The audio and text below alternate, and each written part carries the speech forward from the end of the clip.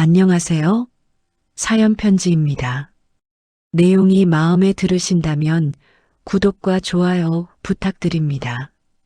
그럼 오늘의 사연 바로 시작합니다. 남양주 구석에서 홀몸으로 떡장사, 식당 서빙 안 해본 일 없이 키운 내 아들. 그 귀한 아들이 변호사가 됐을 때 전 세상 모든 걸 얻은 기분이었죠. 하지만 그 기쁨도 잠시, 그토록 바라던 아들의 행복이 저에게는 점점 감당하기 벅찬 서러움으로 다가오기 시작했습니다. 사랑하는 아들을 위해 제 자신을 어디까지 낮춰야 하는지 그때는 미처 몰랐습니다. 명숙은 낡았지만 정갈한 거실에서 아들의 변호사 시험 합격 통지서를 보며 눈물을 훔칩니다. 아들 정우는 그런 엄마의 손을 꼭 잡습니다. 엄마, 이제 고생 끝이야. 내가 엄마 호강시켜 줄게. 나랑 같이 서울 가서 살자. 아니다, 정우야. 난 여기가 편해. 너는 가서 네 앞가림 잘하고 좋은 색시 만나서 단란하게 살면 그게 내 호강이야. 아들의 합격 통지서를 보며 함께 울고 웃던 그날, 저는 세상 그 무엇도 부러울 게 없었습니다. 우리 정우가 고생해서 얻은 그 귀한 결실이 우리 모자 앞날에 꽃길만 열어줄 줄 알았거든요. 그리고 시간이 지나 정우는 저에게 사랑하는 사람이 생겼다며 수줍게 말을 꺼냈습니다. 집안도 좋고 배울 만큼 배운 아가씨라기에 저는 그저 우리 아들이 복이 많다며 기뻐만 했지요. 평생 떡 냄새, 기름 냄새 묻히며 산 이어미가 혹시라도 아들 앞길에 흠이 될까 싶어 시장에서 가장 좋은 옷감을 골라 옷도 한 벌 지어 입었습니다. 제 평생 그렇게 비싸고 좋은 옷은 처음이었지만 하나도 아깝지 않았습니다. 귀한 며느리 맞이하는 자리인데 아들 체면은 세워줘야 하니까요.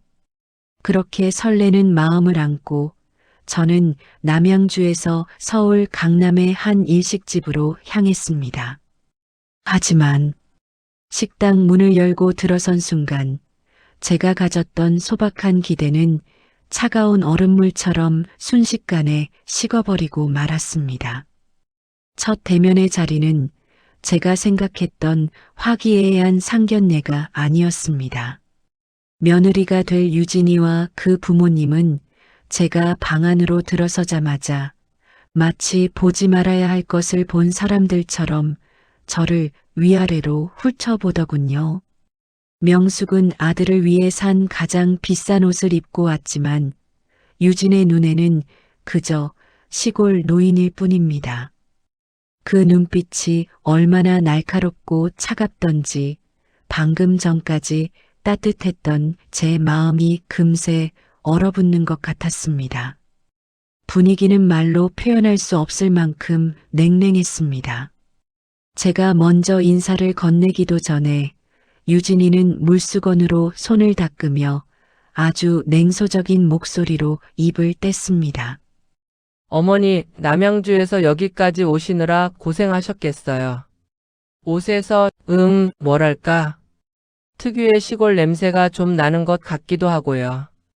정우가 당황하며 유진아, 그게 무슨 실례야? 우리 엄마 오늘 제일 좋은 옷 입고 오신 거야.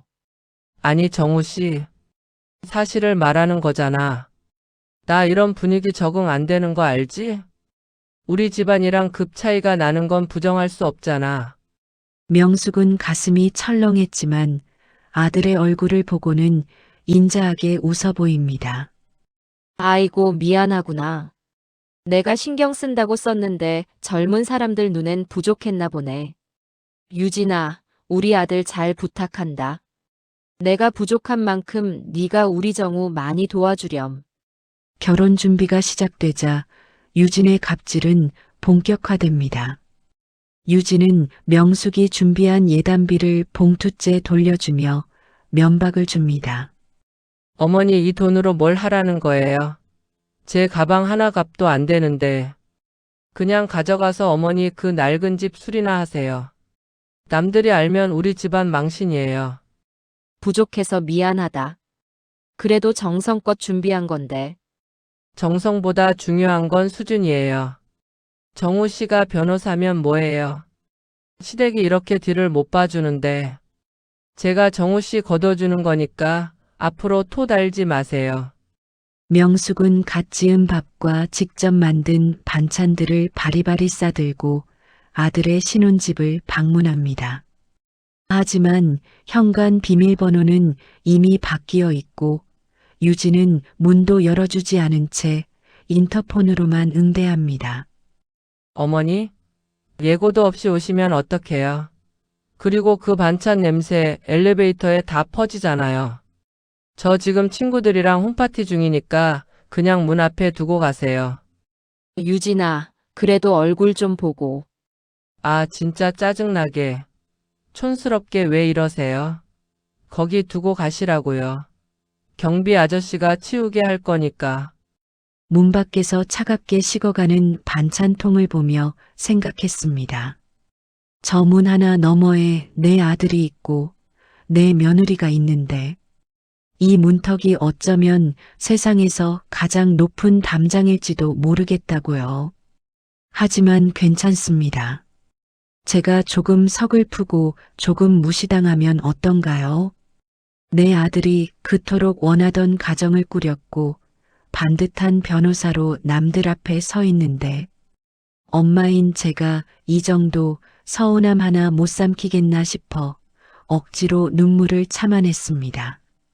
하지만 제 진심이 부족했던 걸까요? 저의 인내는 며느리에게 그저 당연한 양보로 보였나 봅니다. 유진은 거실 소파에 앉아 명품 쇼핑백들을 정리하고 있습니다. 명숙은 아들 정우가 좋아하는 밑반찬을 다시 정성껏 만들어 조심스럽게 거실로 들어옵니다. 오늘은 다행히 문을 열어주었지만 유진의 표정은 여전히 싸늘합니다. 유진은 코를 킁킁거리며 어머니 또 그 멸치 볶음이에요. 제가 말씀드렸잖아요. 우리 집 가구에 냄새 배는 거 싫다니까요. 저번에도 옷장 열 때마다 짠내가 나서 얼마나 짜증났는데. 미안하다. 정우가 워낙 좋아하던 거라 냄새 안 나게 꽁꽁 싸왔는데도 그랬구나. 그럼 베란다에 두고 갈까? 아니요, 그냥 저기 싱크대 위에 두세요. 제가 알아서 할게요. 유진은 차 한 잔 내놓지 않고 명숙에게 뜬금없는 제안을 던집니다. 어머니, 남양주 집에서 그냥 소일거리 하시잖아요. 그럴 거면 차라리 우리 집 와서 일 좀 하시는 건 어때요?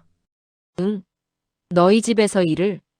네, 이번에 제가 부리던 가사도우미 아줌마가 그만뒀거든요. 남한테 월급 줄 바에야 어머니 드리는 게 낫잖아요. 아, 물론 어머니가 우리 집안 수준에 맞게 청소를 잘하실지 걱정은 되지만요. 유진아. 그래도 내가 시어머니인데 네 집에서 도우미 일을 하는 건 좀 그렇지 않겠니? 정우가 알면 얼마나 속상해 하겠어. 유진은 기다렸다는 듯 아들의 이름을 들먹이며 명숙을 압박합니다. 어머니, 정우 씨 이제 막 로펌 들어가서 자리 잡아야 해요. 밖에서 돈 쓸 일이 얼마나 많은데 제가 도우미 비용 아껴서 정우 씨 뒷바라지 더 해주면 좋은 거 아니에요. 정우 씨 위하신다면서 그 정도도 못 해주세요. 그게 정우한테 도움이 된다면 당연하죠.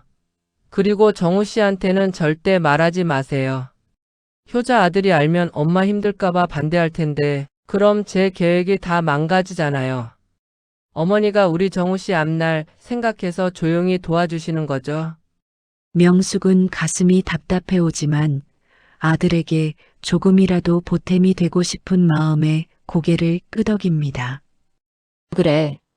네 말이 맞다. 내가 몸은 힘들어도 정우한테 도움이 된다면 그게 내 행복이지. 알겠다. 내일부터 오마. 다음 날부터 명숙은 앞치마를 두르고 며느리의 집으로 출근합니다. 유진은 명숙에게 산더미 같은 빨래와 바닥 청소를 시키고 본인은 소파에 누워 TV를 봅니다. 어머니, 거긴 무릎 꿇고 손걸레질해야 깨끗해요. 우리 집 바닥재가 비싼 거라 청소기 돌리면 기스 나거든요. 아, 그리고 제 속옷은 손빨래 하셔야 하는 거 잊지 마시고요. 명숙이 묵묵히 바닥을 닦으며 그래, 알았다. 꼼꼼히 닦으마. 무릎이 시리고 허리가 끊어질 듯 아팠지만 집안 곳곳에 묻어있는 아들의 흔적을 닦아내는 것만으로도 행복했습니다. 제가 조금만 더 고생하면 우리 아들이 어깨 펴고 살 수 있겠지. 며느리도 내 진심을 알면 언젠가 따뜻하게 웃어주겠지. 그런 희망으로 버텼습니다. 하지만 며느리의 무례함은 제 예상보다 훨씬 더 가혹했습니다. 정우야, 엄마는 괜찮아. 네가 머무는 이 집이 반짝반짝 빛날 수 있다면 이까짓 고생은 아무것도 아니란다. 우리 아들, 오늘도 밥 거르지 말고 힘내렴. 어느덧 일주일째 저는 매일 아침 남양주에서 서울에 있는 아들 집으로 출근을 했습니다. 무릎 관절이 좋지 않아 바닥을 쓸고 닦을 때마다 뼈마디가 비명을 질렀지만 퇴근하고 돌아올 아들이 깨끗한 집에서 쉴 생각을 하니 그저 웃음이 났지요. 하지만 그날은 제 인내심마저 무너뜨릴 만큼 참담한 날이었습니다. 유진이가 갑자기 점심때쯤 친구들을 대여섯 명이나 집으로 불러들인 겁니다. 화려하게 차려입은 젊은 부인들이 거실에 가득 찼고 유진이는 소파에 거만하게 앉아 부엌에 있는 저를 손가락으로 가리켰습니다. 거기 아줌마. 여기 손님들 오셨으니까 얼른 차 좀 내오세요. 아까 사온 마카롱도 예쁜 접시에 담고 커피는 각자 취향 물어보고 내오시고요. 유진이가 저를 아줌마라고 부르는 순간 제 가슴은 덜컥 내려앉았습니다. 친구 중 한 명이 의아한 듯 유진이에게 물었죠. 유진아, 이분 누구셔? 가사 도우미 새로 오신 분이야? 그러자 유진이는 한숨을 섞어가며 아주 자연스럽게 거짓말을 늘어놓기 시작했습니다. 응, 남양주 쪽에서 일 구한다고 하도 사정사정하길래 내가 불쌍해서 써주는 거야. 나이가 많아서 손은 좀 느린데 그래도 시키는 대로 곧잘 해. 어머 아줌마, 거기 서서 뭐해요? 손님들 기다리시잖아. 저는 순간 눈앞이 핑 돌았습니다. 하지만 그 자리에서 제가 시어머니라고 밝히면 유진이가 친구들 앞에서 얼마나 창피해할까, 또 그 소문이 변호사인 우리 아들 귀에 들어가면 아들 마음은 얼마나 찢어질까. 그 걱정이 앞섰습니다. 그래서 저는 떨리는 손을 앞치마에 숨기며 고개를 숙였습니다. 네, 손님들. 금방 준비해 드릴게요. 차를 나르는 내내 유진이와 그 친구들의 웃는 목소리가 뒤통수에 꽂혔습니다. 요즘은 저런 시골 할머니들이 일당도 싸고 부리기 편해. 유진아, 너 진짜 착하다. 저런 노인을 걷어주고. 그런 말들이 가시가 되어 가슴에 박혔지만 저는 묵묵히 쟁반을 날랐습니다. 그러다 일이 터지고 말았습니다. 한 친구가 다리를 꼬다 제 쟁반을 살짝 쳤고 뜨거운 커피가 유진이의 비싼 화이트 카펫 위로 쏟아진 겁니다. 유진이는 비명을 지르며 자리에서 벌떡 일어났습니다. 아, 아줌마. 미쳤어요? 이게 얼마짜리 카펫인 줄 알아? 이래서 나이 먹은 사람들은 안 된다니까. 당장 무릎 꿇고 안 닦아요. 유진이의 고함에 거실은 찬물을 끼얹은 듯 조용해졌습니다. 저는 너무 놀라 죄송하다는 말을 연신 내뱉으며 떨리는 손으로 바닥을 닦기 시작했습니다. 무릎이 차가운 커피에 젖어들었지만 아픈 줄도 몰랐습니다. 그저 이 상황이 빨리 지나가기만을 바랄 뿐이었죠. 친구들이 돌아간 후 유진이는 제 등에 대고 차갑게 쏘아붙였습니다. 어머니, 오늘 일당은 카페 세탁비로 깔게요. 그렇게 멍하니 계실 거면 내일부턴 오지 마세요. 우리 정우 씨 얼굴 봐서 써주는 것도 한계가 있으니까. 집으로 돌아오는 지하철 안에서 저는 창밖의 어둠을 보며 조용히 눈물을 훔쳤습니다. 유진이가 미워서가 아니었습니다. 그저 우리 아들이 사랑해서 선택한 사람이 왜 이렇게 마음의 문을 닫고 사는지, 내가 무엇을 더 내려놓아야 저 아이의 진심을 얻을 수 있을지, 그게 너무 막막해서 눈물이 났습니다. 하지만 저는 믿습니다. 진심은 언젠가 통한다는 것을요. 내일이면 다시 몸을 추스르고 아들 집으로 향할 겁니다. 정우야, 엄마는 정말 괜찮단다. 네가 웃을 수만 있다면 엄마는 무릎이 닳아 없어져도 행복해.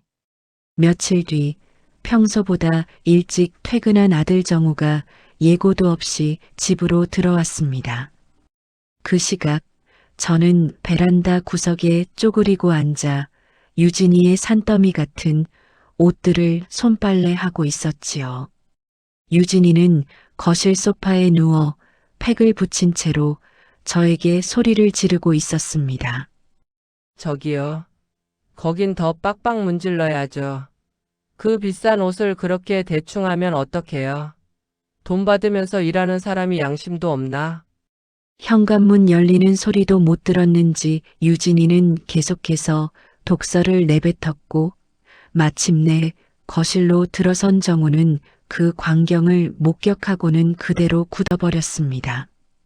정우의 손에 들려있던 서류 가방이 바닥으로 툭 떨어졌고 아들의 눈동자가 떨리기 시작하더군요. 정우는 믿을 수 없다는 듯 베란다로 달려와 제 젖은 손을 붙잡았습니다.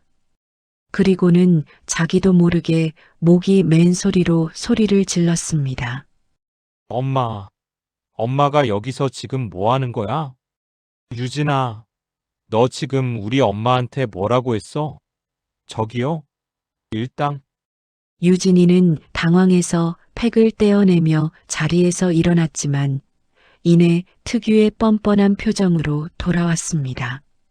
정우 씨 놀랐어? 아니, 어머님이 먼저 제안하신 거야. 집에서 노느니 용돈벌이라도 하고 싶다고 하셔서 내가 배려해 드린 거라고. 그 말을 듣는 순간 정우의 얼굴은 분노로 터질 듯이 붉어졌습니다. 정우는 유진이를 향해 배려? 이게 배려야? 내 어머니를 네 종처럼 부려먹는 게 배려냐고. 라며 평생 내본 적 없는 큰 소리로 호통을 쳤습니다. 정우가 유진이에게 당장 사과하라며 몰아세우자 유진이는 오히려 적반하장으로 나왔습니다. 사과? 내가 왜? 나 변호사 뒷바라지하는 여자야. 이 집 명의도 우리 친정에서 해준 거 잊었어? 내가 내 집에서 내 돈 주고 사람 쓰겠다는데 뭐가 문제야? 아들은 분을 못 이겨 눈물을 흘리며 저를 끌어당겼습니다. 당장 이 집에서 나가자고, 다시는 이 여자 보지 말자고 제 팔을 붙잡았죠. 하지만 저는 그 순간에도 아들의 가정이 깨질까봐 겁이 났습니다. 아들이 이제 막 변호사로 이름을 알리기 시작했는데 이혼설이라도 돌면 그 앞길이 막막해질 것 같았거든요. 저는 젖은 손으로 아들의 뺨을 만지며 억지로 웃어 보였습니다. 정우야, 엄마 정말 괜찮아. 유진이 말이 맞아. 내가 심심해서 먼저 부탁한 거야. 우리 아들 집 청소해주는 게 뭐가 힘들다고 그러니? 너희 둘 싸우지 마라. 엄마가 좋아서 한 일이야. 정우는 제 거짓말을 다 알면서도 끝까지 며느리 편을 드는 제 모습에 바닥에 주저앉아 엉엉 울기 시작했습니다. 엄마, 왜 이렇게 바보 같아? 왜 나 때문에 이렇게까지 해? 유진이는 그런 우리를 보며 혀를 차더니 방으로 휙 들어가 버렸습니다. 아, 짜증나. 모자 상봉 영화 찍어? 할 일 다 끝났으면 어머니 그냥 가세요. 분위기 다 망쳐놓고 정말. 저는 우는 아들의 등을 두드려주며 달랬습니다. 정우야, 엄마는 네가 잘 살면 그거면 된다. 이까짓 일하는 게 뭐가 대수겠니? 너는 그저 예쁜 아내랑 행복하게만 지내다오. 속으론 피눈물이 났지만 저는 끝까지 아들 앞에서 엄마의 미소를 잃지 않았습니다. 아들이 집을 나간 뒤 유진이와의 냉전은 극에 달했습니다. 정우는 며칠째 집에 들어오지 않았고 저는 아들 마음을 돌려보려 애썼지만 정우는 전화도 받지 않았지요. 그러던 어느 날 남양주 제 집으로 생각지도 못한 손님이 찾아왔습니다. 바로 유진이의 친정엄마, 제 안사돈이었습니다. 고급 외제차에서 내린 안사돈은 제 낡은 집 마당에 발을 들이자마자 코를 찌푸리며 손수건으로 입을 가리더군요. 거실에 마주 앉았지만 차 한 잔 내놓을 틈도 없이 날카로운 목소리가 날아왔습니다. 사부인, 제가 웬만하면 참으려 했는데 이건 좀 너무하네요. 우리 유진이가 시어머니를 파출부로 부렸다고요? 아니, 우리 애가 그럴 애예요? 사부인이 먼저 용돈 벌겠다고 사정했다면서요. 저는 당황해서 아무 말도 못하고 손가락만 만지작거렸습니다. 제가 아니라고 하면 유진이가 곤란해질 테니까요. 제가 침묵하자 안사돈은 기세가 등등해져서 목소리를 더 높였습니다. 변호사 아들 뒀다고 유세 부리시는 거예요? 정우 그 아이, 우리 집안 뒷배 없으면 그 로펌에서 살아남지도 못해요. 사부인이 이렇게 철없이 굴어서 애들 부부 사이 갈라놓으면 정우 앞길 사부인이 망치는 거라는 생각 안 드세요? 안사돈은 명품 가방에서 봉투 하나를 꺼내 탁자 위에 툭 던졌습니다. 그 안에는 두툼한 현금 뭉치가 들어 있었죠. 이거 가져가시고 앞으로 애들 집 근처엔 얼씬도 마세요. 유진이가 사부인 얼굴만 보면 스트레스 받아서 잠을 못 잔다잖아요. 정우한테도 어머니가 잘못했다고, 다신 안 가겠다고 똑바로 말씀하시고요. 가슴이 무너져 내리는 것 같았습니다. 제가 부족해서 아들의 출세길에 걸림돌이 된다는 말이 칼이 되어 꽂혔습니다. 안사돈은 나가면서 마당에 핀 제 채소밭을 힐끗 보더니 이런 구질구질한 곳에서 사니까 애가 그 모양이지. 라며 들으라는 듯 혼잣말을 내뱉고는 떠나버렸습니다.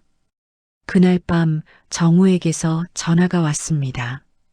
엄마, 장모님이 엄마한테 실언했다는 소리 들었어. 나 이제 못 참아.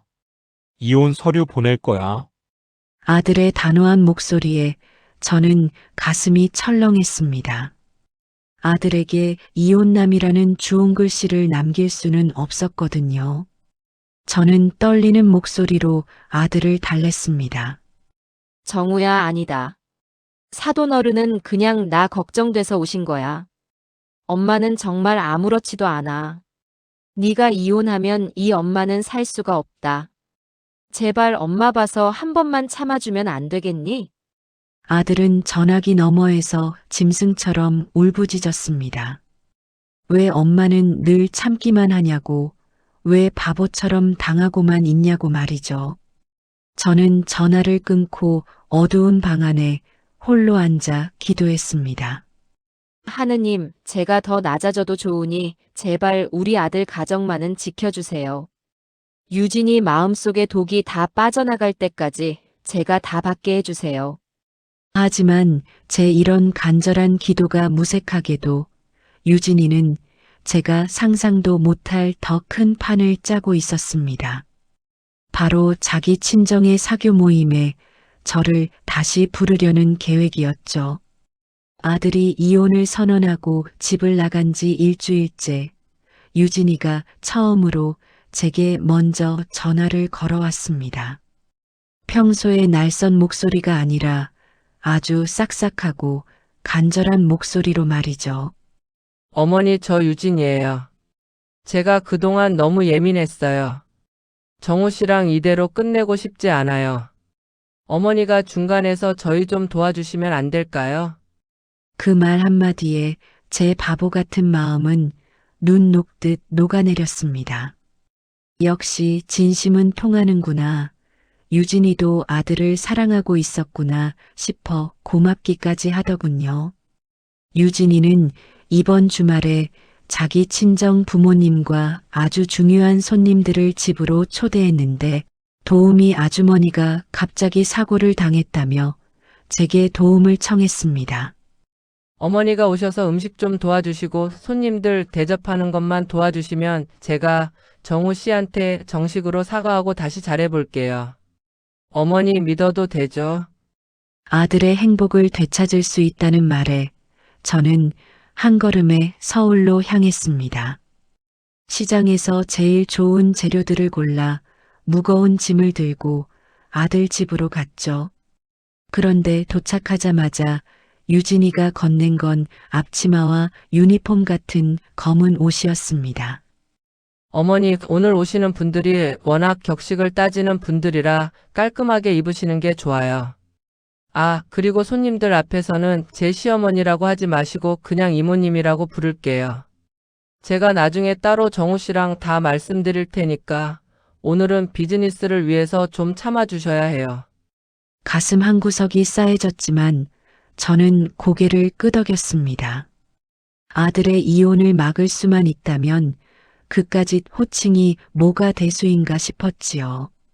저는 부엌에서 온종일 허리 한번 못 펴고 요리를 했습니다. 갈비찜에 신선로까지 제 정성을 다해 음식을 준비했습니다.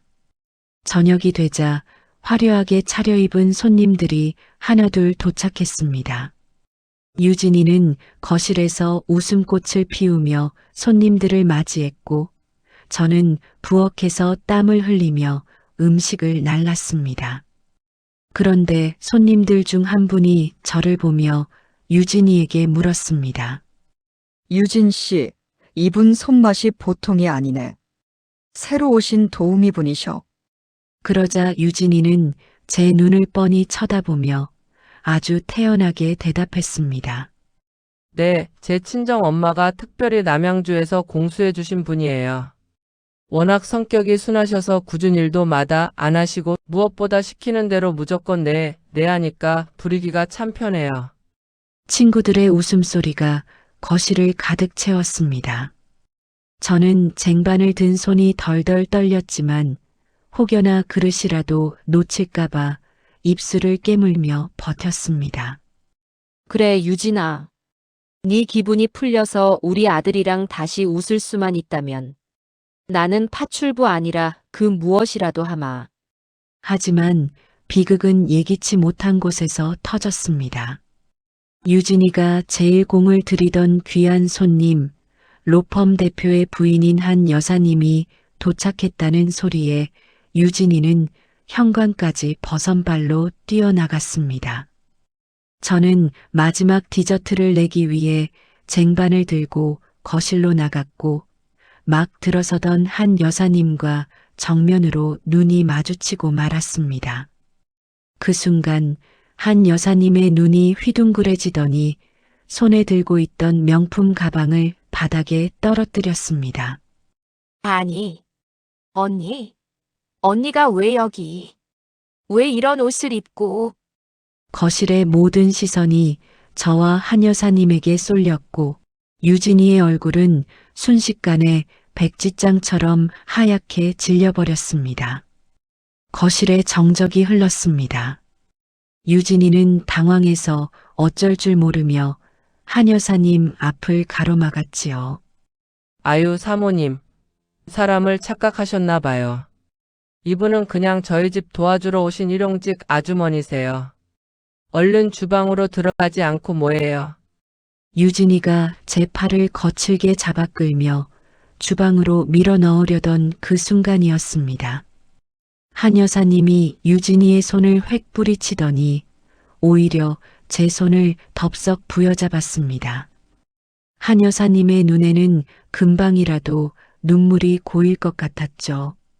아니, 언니. 언니가 왜 이런 옷을 입고 남의 집 주방에서 일을 하고 있어? 이게 대체 어떻게 된 일이야? 언니. 아니, 회장님. 회장님이라는 단어가 거실에 울려 퍼지자 유진이와 그 자리에 있던 손님들의 눈이 휘둥그레졌습니다. 유진이는 헛웃음을 터뜨리며 말하더군요.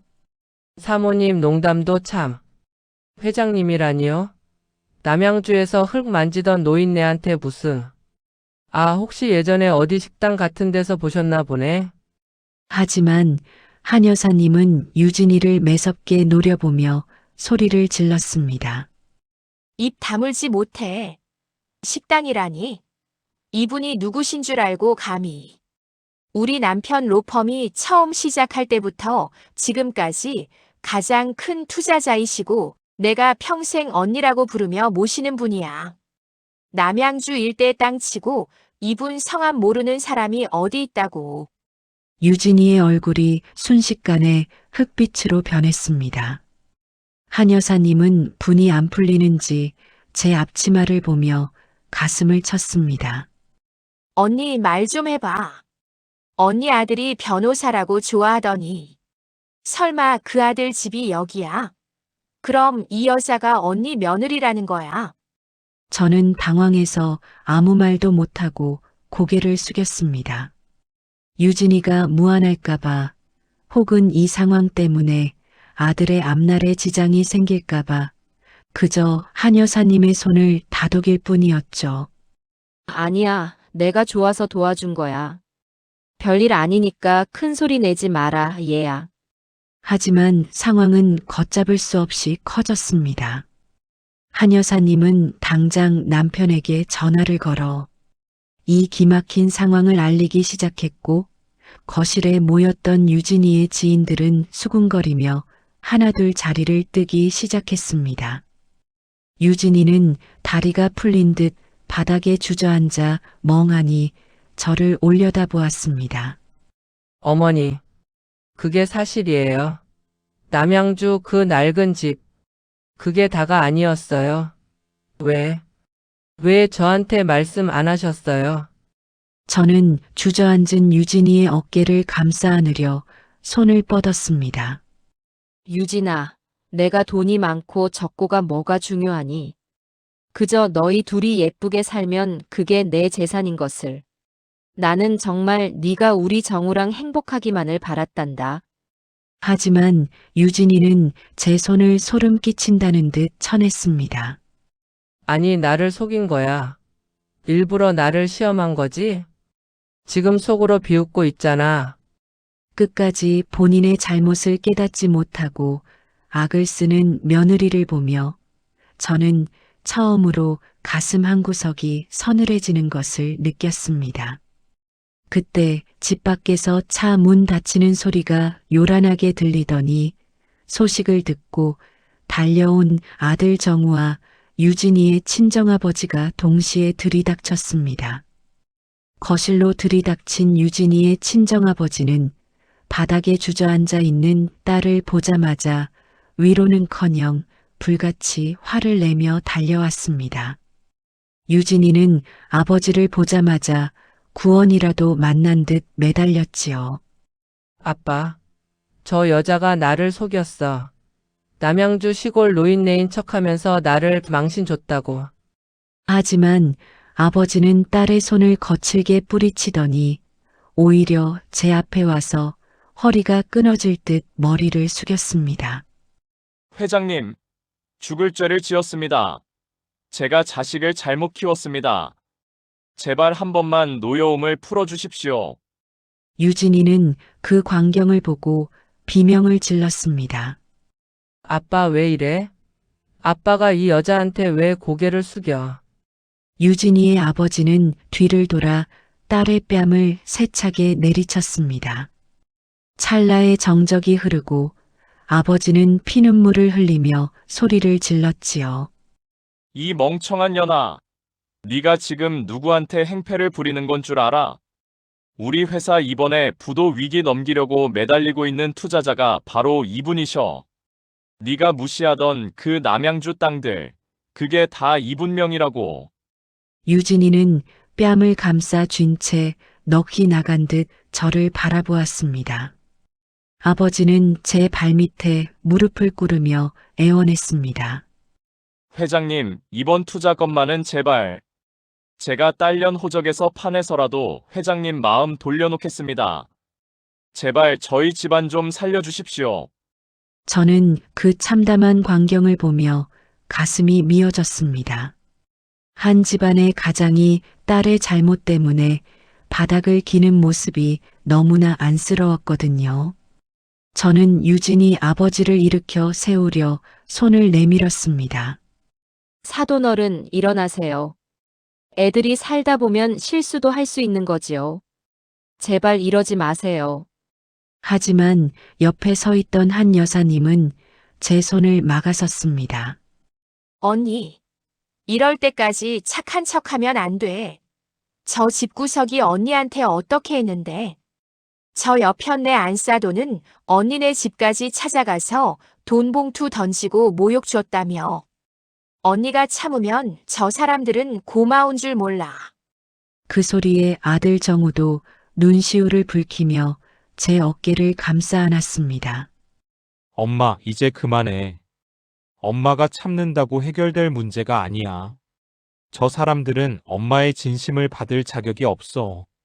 유진이는 그제야 사태의 심각성을 깨달은 듯 덜덜 떨며 저에게 기어왔습니다.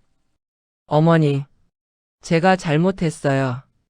제가 미쳤었나 봐요. 정호 씨가 변호사 되느라 힘들어서 제가 예민해서 그랬어요. 제발 우리 친정 아빠 한 번만 도와주세요. 저는 울먹이는 유진이를 보며 눈물을 닦아주었습니다. 유진아, 나는 네가 돈 많은 집 딸이라서 정우랑 결혼시킨 게 아니란다. 그저 내 아들이 사랑하는 사람이라 내 목숨보다 아꼈던 거야. 유진이는 대답 대신 제 바짓가랑이를 붙잡고 통곡했습니다. 하지만 이미 엎질러진 물이었지요. 한 여사님의 남편인 로펌 대표까지 도착하며 상황은 유진이가 감당할 수 없는 방향으로 흘러가기 시작했습니다. 유진이가 제 발치에서 울고 있을 때 뒤늦게 연락을 받은 안싸돈이 허겁지겁 집 안으로 들어왔습니다.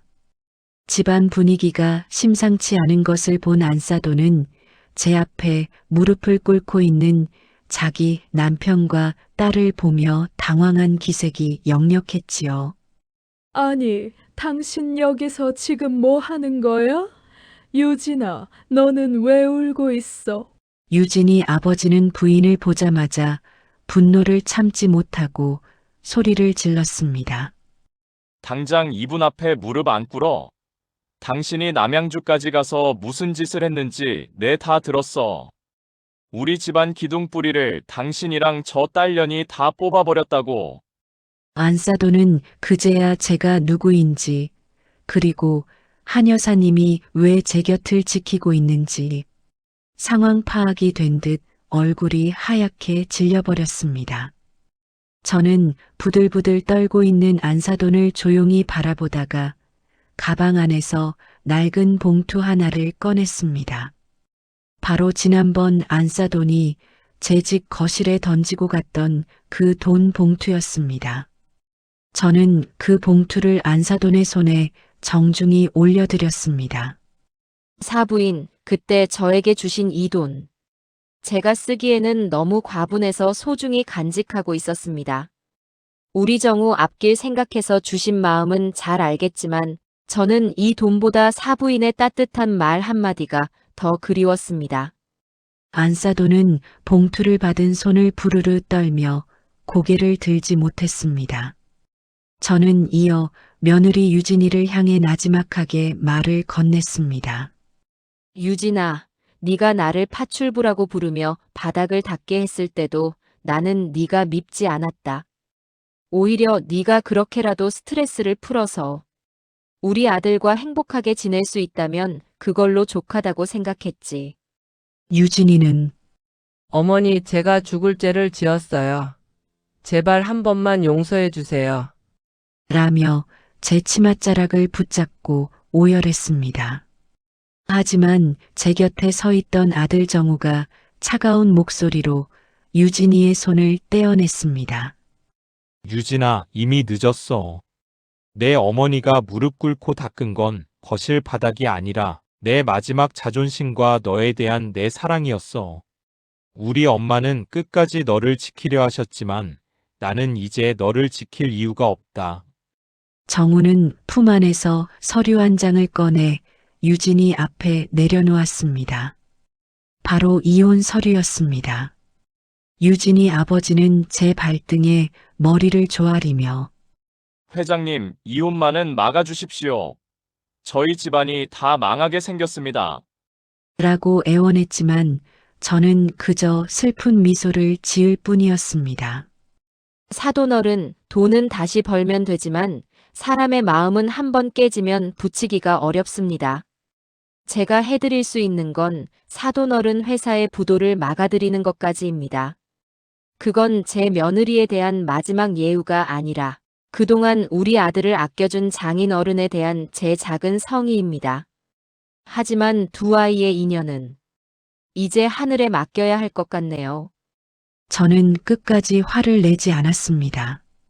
오히려 그들을 가엾게 여기는 제 눈빛이 유진이와 안사돈에게는 그 어떤 채찍보다 더 아프게 다가갔을 것입니다. 저는 한 여사님의 부축을 받으며 천천히 거실을 빠져나왔습니다. 뒤에서 들려오는 유진이의 처절한 울음소리를 뒤로 한 채 말이죠. 폭풍 같던 시간이 지나고 1년이 흘렀습니다. 저는 다시 제 마음의 안식처인 남양주 집으로 돌아와 평범한 일상을 보내고 있었지요. 아들 정우는 저의 만류에도 불구하고 유진이와 이혼 도장을 찍었습니다. 유진이의 친정은 제 도움으로 간신히 부도는 면했지만 빚잔치를 하느라 살던 집과 차를 처분하고 도망치듯 지방으로 내려갔다는 소식만 들었습니다. 그러던 어느 날 아들과 함께 서울에 볼 일이 있어 나갔다가 아주 우연히 어느 백화점 앞 명품 거리에서 한 여자를 보게 되었습니다. 화려한 쇼윈도 앞에 멍하니 서서 안을 들여다보고 있는 여자. 가까이서 보니 바로 유진이었습니다. 하지만 예전에 그 당당하고 화려하던 유진이가 아니었습니다. 유진이는 유행이 한참 지난 낡은 명품 코트를 걸치고 가죽이 다해진 가방을 소중한 보물인 양 품에 꼭 안고 있더군요. 화장은 번져 있고 눈빛은 초점이 없었습니다. 마치 과거의 영광에서 한 발자국도 나오지 못한 채 그 주변을 떠도는 유령 같은 모습이었지요. 유진이는 쇼윈도 안에 전시된 신상 가방을 한참 동안 쓰다듬듯 바라보다가 가방 가격표를 확인하고는 힘없이 어깨를 늘어뜨렸습니다. 그때 고개를 돌리던 유진이가 저와 정우를 발견했습니다. 유진이는 소스라치게 놀라며 가방을 뒤로 숨겼습니다. 예전 같으면 고함을 치거나 자존심을 세웠을 아이가 이제는 제 눈을 마주치지도 못한 채 뒷걸음질을 치더군요.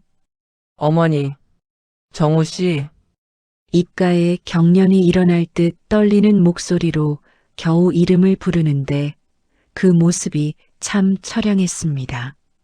정우는 차가운 눈빛으로 유진이를 스쳐 지나가려 했습니다.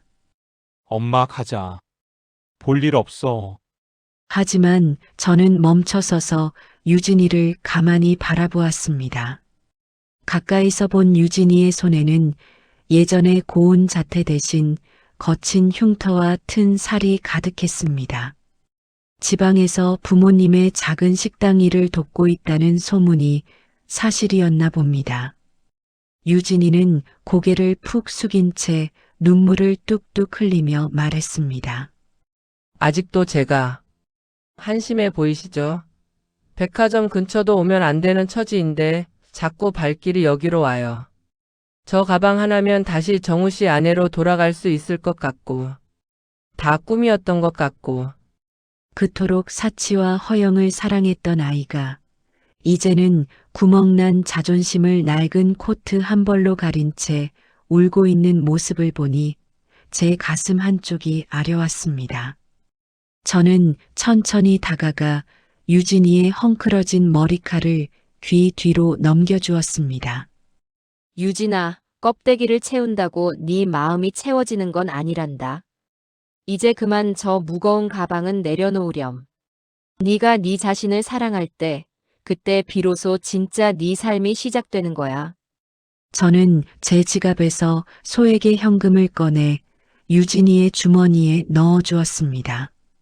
이걸로 따뜻한 밥 한 끼 사 먹고 내려가렴. 나한테 미안해하지 말고 너 자신한테 미안해하면서 살아라. 그게 네가 앞으로 나아갈 수 있는 길이란다. 유진이는 주머니 속에 돈을 만지며 그 자리에 주저앉아 엉엉 울기 시작했습니다. 어머니, 제가 잘못했어요. 정말 잘못했어요.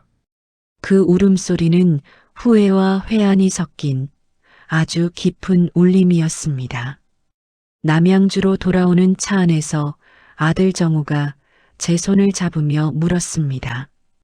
엄마, 왜 끝까지 그 사람한테 따뜻하게 대해줘? 난 아직도 용서가 안 되는데. 저는 지는 노을을 보며 인자하게 웃어 보였습니다. 정우야, 미워하는 마음도 결국은 내 마음의 짐이란다. 엄마는 그 짐을 내려놓고 싶었을 뿐이야. 그 아이도 이제야 제 짐이 얼마나 무거운지 알게 됐으니 그걸로 충분하단다. 그렇게 우리의 인연은 끝이 났고 저는 다시 제 작은 평화를 되찾았습니다. 사랑하는 아들이 해주는 저녁 밥상을 마주하며 저는 오늘도 남양주의 작은 집에서 가장 행복한 부자가 되어 잠이 듭니다. 오늘의 사연 어떠셨나요?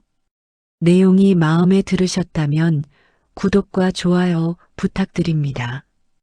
감사합니다.